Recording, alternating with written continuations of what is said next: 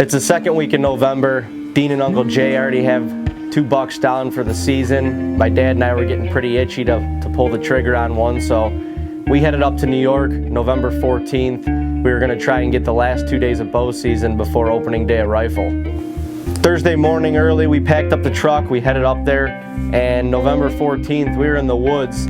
We picked this spot that is only really 150 to 200 yards off the road, but between the road and the stand is a big bedding area that the deer really love to bed right by the road. So the key is for us to sneak around that bedding area way out and around down this logging road. And really, we're just sitting in the open hardwoods on the top of this ridge, and it's a really good travel corridor for the middle of the rut.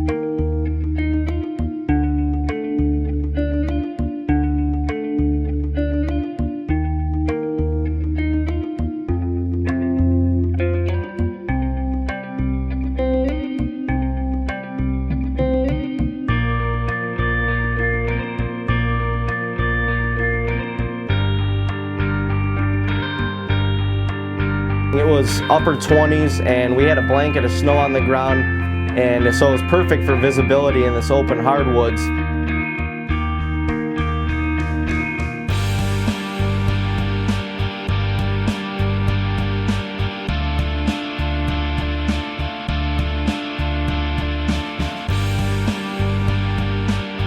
We could barely get set up, and we already had 5 or 6 deer moving around us. And you know, it stayed like that periodically throughout the day. I mean, we didn't go an hour without seeing a deer, and my dad and I were just having a blast in the stand watching all these deer. We saw a couple decent 2.5-year-old bucks, no shooters, but I think we saw a total of 22 or 23 deer throughout that whole day.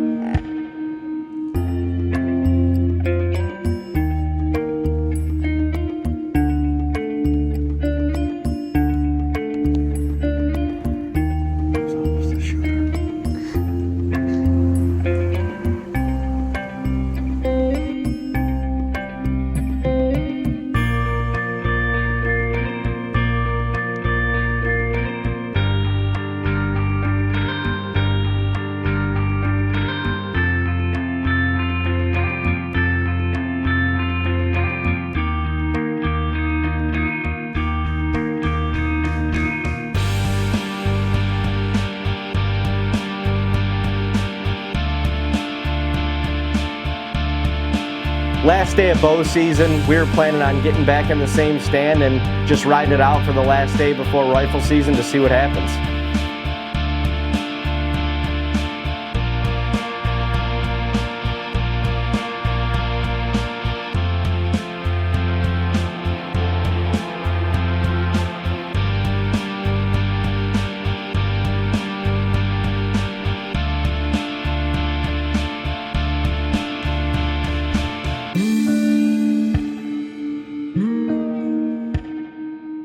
On November 15th, my dad and I are all pumped up. We're ready to get back in the stand. I was cameraman for the morning, but I brought my bow with me.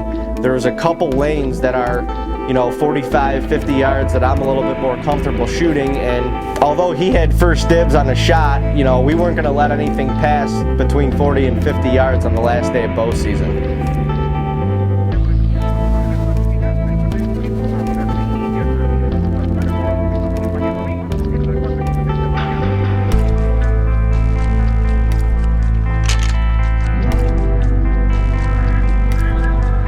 We sit for about an hour of daylight. We're a little bit discouraged because the morning before that we had seen so many deer in the first hour and we hadn't seen anything. All of a sudden, my dad looks up and he catches movement through the bedding area. This doe comes out and she's feeding under a couple apple trees in the bedding area, and we thought it was kind of weird that she was by herself, and all of a sudden one of our hit listers comes flying out and starts chasing her around. We couldn't believe it, the last day of bow season.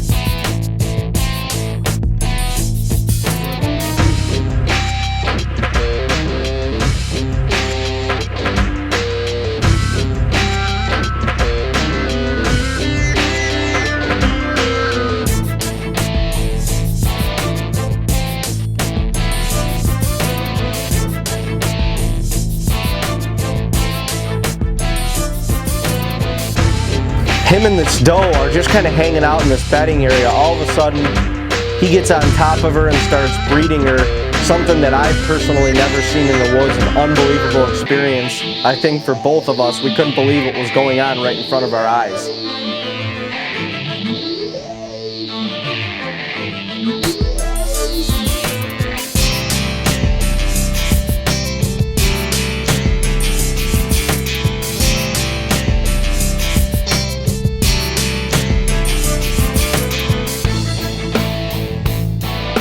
The wind was less than ideal for where they were at. It was cutting on a 45-degree angle towards them, and I was real nervous because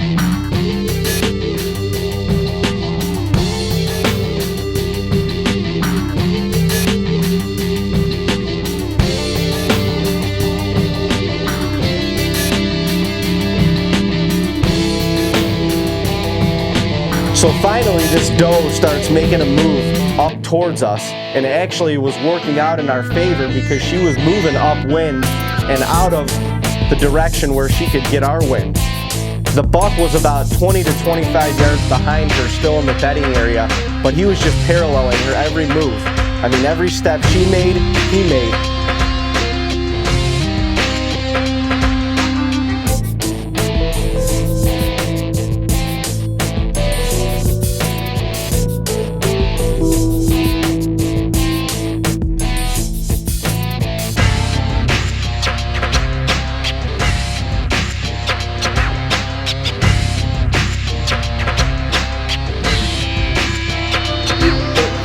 He's approaching the main shooting lane in the stand, and it's the one lane that my dad and I had discussed the day prior.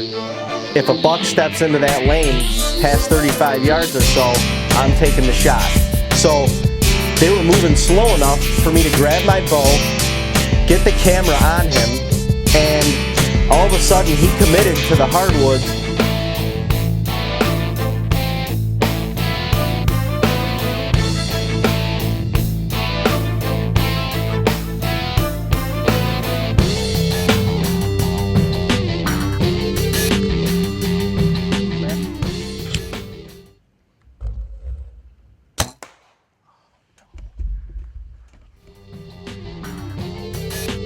When my arrow hit that tree and the deer ran off, I mean, it's hard to explain the feeling that I think both of us had. But for me, you know, you put so much into this and you shoot all year long and you put so much time in preparation, and especially on a buck like this that was so residential. It was hard to explain what was going through me at that point, you know. Such a helpless feeling. That arrow doesn't even get a chance to get to the animal, and I was so confident with the shot when I released the arrow, I couldn't figure out or fathom what went wrong. Man, what you hunt for all frickin' year. All year. And arguably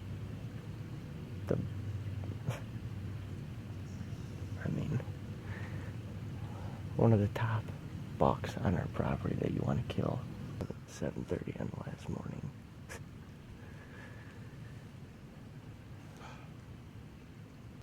I can't believe he was just standing right freaking there. And I don't know why. You know, you think about, like, did I rush the shot? Did I whatever? I calm myself down. Oh my gosh, I don't know. I don't even know what to say. In the footage, it looks like an absolutely terrible shot, and that's why I was trying to figure out what happened, because I knew I didn't pull the shot.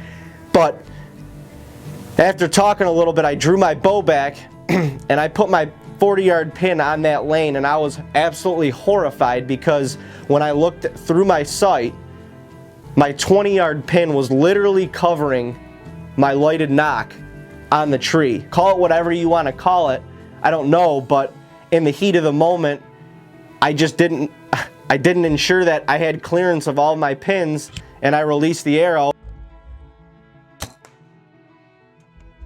Dang it, I was gonna cut that tree yesterday. We sat out the morning, we saw one smaller buck. You know, after a couple hours, I guess we could lighten the mood and chuckle about what happened. But there was no way that we were getting out of the woods without that tree coming down.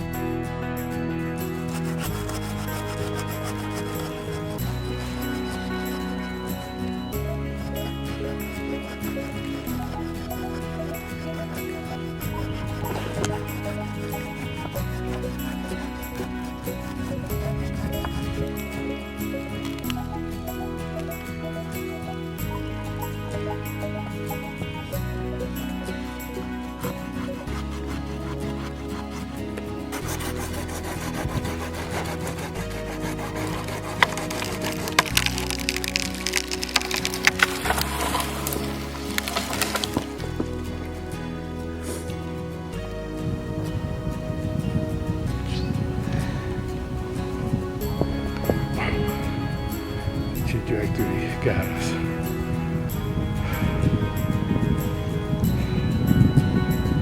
About that tree yesterday. You know, every time you go into the woods, you learn something new about bow hunting and the trials and tribulations of the sport. And, you know, unfortunately for me, I had to learn the hard way on this buck, but it's a mistake that I'll certainly never make again. And for anyone that's watching this right now, I would encourage you to do the same thing. When you're trimming your shooting lanes, when you're in the stand, draw your bow back.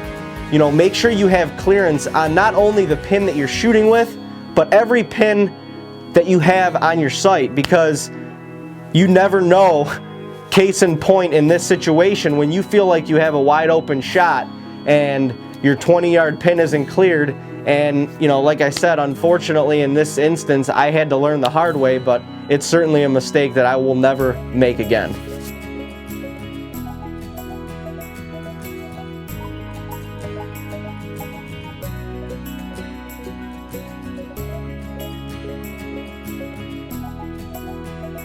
You know, as tough as this hunt was, the more important thing is David and my dad created a memory that they're going to be able to relive and laugh about for a long, long time. And fortunately, as far as we know, this buck did make it through the hunting season, so it's going to be a lot of fun starting this whole challenge over again and being able to hunt him next year. We hope you enjoyed this week's show, and if you did, we'd like to ask you to subscribe to our YouTube channel and follow us on Facebook, Instagram, and Twitter. We'll see you right here next Thursday on TAGNBRAG.tv.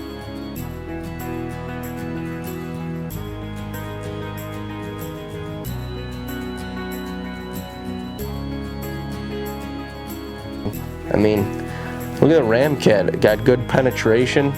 This blood sport whacked this tree at about 320 feet per second at 20 yards, and I think I could still shoot it. Dean and Uncle Jay get to hold their bucks in their hero interviews, and I'm sitting here holding a piece of wood. We certainly worked hard for this piece of wood right here.